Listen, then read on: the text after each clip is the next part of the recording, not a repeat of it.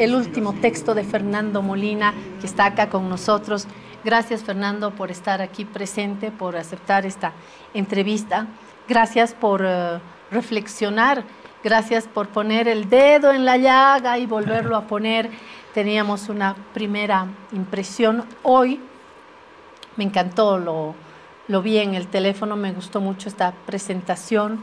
Tiene una edición linda. Y escuche cómo lo presenta Fernando. Tras la publicación el 2021 de mi libro Racismo y Poder en Bolivia, se produjo una amplia discusión y surgieron varias críticas interesantes a lo que había escrito. La presente obra no responde esas críticas ofreciendo escaramuzas aisladas contra unos y otros autores, sino reagrupando todas las fuerzas argumentales que puedo movilizar para librar una batalla decisiva. Este es un libro pequeño y compacto, como los que me gusta leer y llevar a todas partes. Espero que los lectores hagan lo mismo con él. Espero verlo en manos de quienes luchan contra el racismo y de quienes lo sufren. No tengo ninguna otra razón para haberlo escrito. El racismo, Fernando Molina. Gracias, Fernando, por... A ti, gracias, Claudia, por dar la segundita también, ¿no? Como Willy Claure en La Cueca. La segundita, contanos. Sí, bueno, ya lo has dicho tú, es un segundo libro sobre racismo. Primero tuvo un impacto muy importante y la idea es continuar en el debate. Ha habido un debate sano, ha habido un debate de todo, más polarizado. ¿no? ¿Y dónde uno recibe? ¿Cómo has podido sentir? ¿Dónde has puesto el termómetro? Bueno, se han producido varias columnas de opinión en diferentes medios. Hemos hecho también con un grupo que se llama Hicha, que es un grupo muy interesante de jóvenes aymaras que están en las redes. Hemos hecho un debate con Pedro Portugal, por ejemplo. En fin, ha aparecido algunas sociólogas reconocidas académicas hablando del mismo tema y refiriéndose al libro.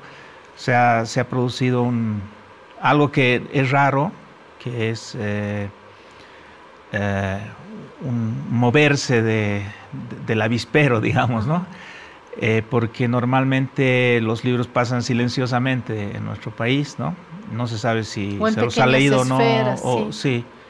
Sí, claro, tal vez en las aulas es donde a veces se comenta, pero no salen a la esfera pública, ¿no? Y en este caso sí, fue muy satisfactorio para mí y además me incitó también a mejorar mi propuesta, mi visión y además completarla, ¿no? Hacerla como una especie de, digamos, de análisis más didáctico, más directo del problema, del asunto, ya que el primer libro eran 6 ensayos que llegaban al racismo por diferentes vías y que tenía muchas digresiones de tipo histórico, sociológico, etc. Entonces, ese es el resultado. ¿Cómo articulas respecto de esos 6 ensayos? ¿Cómo retomas las críticas, las reacciones finalmente y vuelves a esta segunda parte? Es decir, ¿cómo transformas, cómo pasas de lo primero a lo segundo? Bueno, creo que ahora estoy más consciente de mis términos, por ejemplo, ¿no? Yo usé en el primer libro los términos de una manera un poco más intuitiva, ¿no? Sin reflexionar muy bien. Términos me refiero, por ejemplo, como blanqueamiento, ¿no? Blanquitud, descendientes indígenas, descendientes blancos, ¿no? Lo cual, claro, llevaba a imprecisiones, ¿no? En cambio, ahora yo soy más consciente de la forma en que me refiero a cada grupo social, ¿no? Ese es un avance, por ejemplo. Otro avance es que le doy mucha importancia al racismo estructural, que es un racismo que se verifica en las relaciones impersonales, es decir, en las relaciones económicas y sociales, ¿no?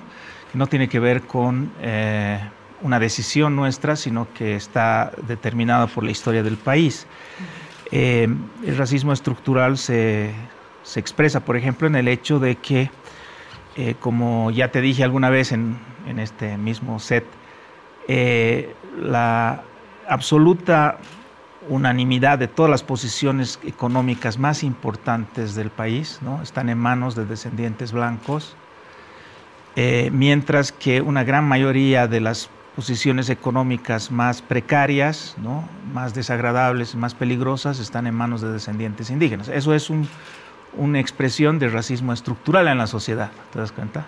O el hecho de que en la educación elitista, es decir, aquella que produce a los cuadros más altos de la sociedad boliviana, banqueros, gerentes de grandes empresas, etcétera, etcétera. En esa educación casi no hay descendientes indígenas, ¿no? Entonces, eso también es estructural. Y bueno, y después se mencionan muchas cosas que no estaban. Carlos Macusaya, que es un muy interesante intelectual aymara, me dijo alguna vez que, discutiendo el anterior libro, justamente que no había puesto cifras para respaldar, ¿no?, que esperaba eso de mí porque así suelo escribir, etcétera. Entonces, ahora he aprovechado de esa crítica y muestro la simbiosis entre pobreza y indianidad, ¿no? La brecha entre quienes se reconocen indígenas en las estadísticas y quienes no se reconocen indígenas es siempre la misma, aunque vaya mejorando la situación global, digamos, de pobreza, por ejemplo. Siempre los indígenas son más pobres bastante más pobres, y sobre todo más pobres extremos, es decir, están más en la indigencia que los que no son indígenas, ¿no? Y así una infinidad de datos que nos muestran el racismo estructural del país, ¿no? Cuando hablas de este racismo estructural, Fernando, y al escucharte acá, estás basándote esencialmente en las estructuras económicas, en las estructuras educativas también, pero se me ocurre que no deja de ser estructural el racismo cultural también, y que todas esas esferas, escuchándote, se me ocurría hacer un paralelo inmediatamente con nuestros cotidianos culturales. Aquellas expresiones culturales más de élite y las de cholos o de indios también reflejan estos otros dos mundos. Y en lo político, para terminar con el clásico trío de lo económico, lo social, cultural y lo político, se me ocurre también que en lo político también se están reflejando, salvo estos últimos años del MAS, que por eso irrumpe con esas características, incluso MNR incluido, en lo político también se perciben ámbitos políticos más de élite, más ligados a lo blanco, que los espacios políticos de abajo, ¿no? Así es, Claudia. En el campo de la cultura hay una cultura nacional que ya está consolidada por un proceso de larga data, que es una cultura en la que casi no hay indígenas, ¿no? Tanto como productores de cultura cuanto por generadores de temas o de cuestiones. Se habla mucho de los indígenas en la cultura nacional, pero desde una perspectiva externa a ellos, y luego la cultura no tiene nada que ver, digamos, con los recursos, los atributos, las formas de vida de los indígenas bolivianos, ¿no? Aunque claro, se han hecho esfuerzos desde la política para cambiar eso últimamente, pero son realmente en un periodo muy pequeño si lo comparas con todo el tiempo, ¿no es cierto?, en el que todavía apelar a la cultura nacional, a los grandes nombres de la literatura o de la propia política, etcétera, es apelar a un solo grupo social, y que ese grupo social, por lo tanto, en la actualidad tiene como respaldo esa cultura para seguir teniendo ventajas en su realización como grupo social, ¿no? Porque siempre puede apelar las fuentes mismas de la bolivianidad, ¿no? Que son fuentes que le favorecen, que lo respaldan, ¿no? De ahí esta crítica política, por ejemplo, que hay a los cambios que se hacen en la simbología, ¿no? O sea, es mucho más potente, por supuesto, una crítica que se respalda en toda la cultura nacional acumulada, cuando dicen el gobierno actual está metiendo símbolos que no tienen nada que ver con nosotros, ¿no es cierto? Entonces es mucho más potente porque esa cultura es monocultural, ¿no?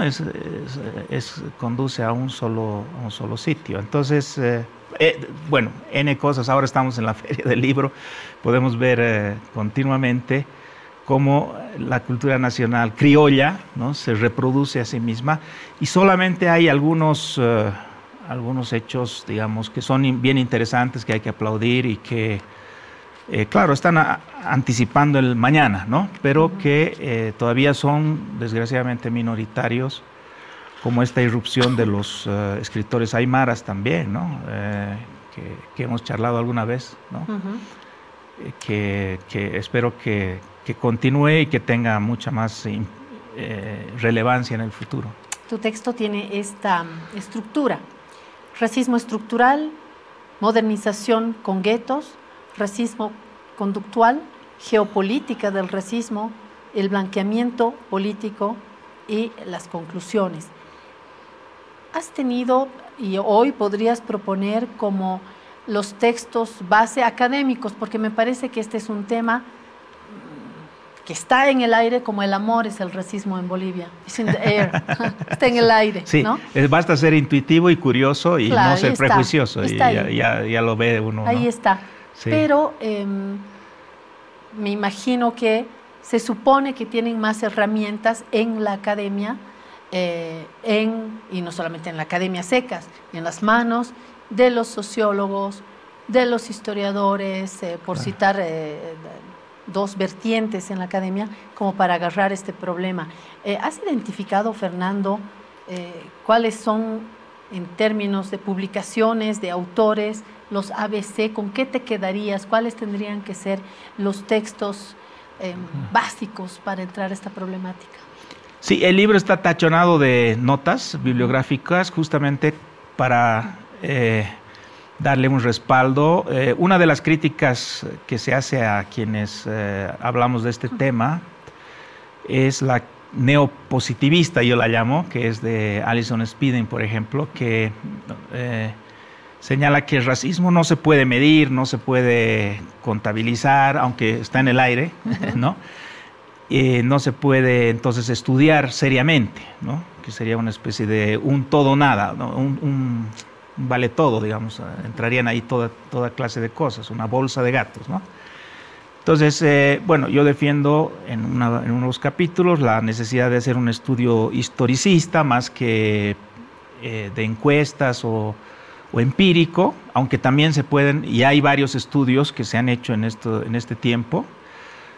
Por ejemplo, hay un estudio sobre la autoidentificación de los estudiantes de la Universidad Mayor de San Simón, ¿no? Que ha hecho encuestas y demás. Están los estudios de Rafael Loaiza, que también ha hecho estudios empíricos, en fin. Entonces, intento usar un poco de todo, ¿no? Un poco ecléctico, como soy yo, ensayista, ¿no? Ahora, ¿cuáles son los libros claves, digamos, para mí en la bibliografía boliviana? Es, por supuesto, Silvia Rivera, que tiene un texto que se llama Las violencias encubiertas en Bolivia de los años socióloga 90.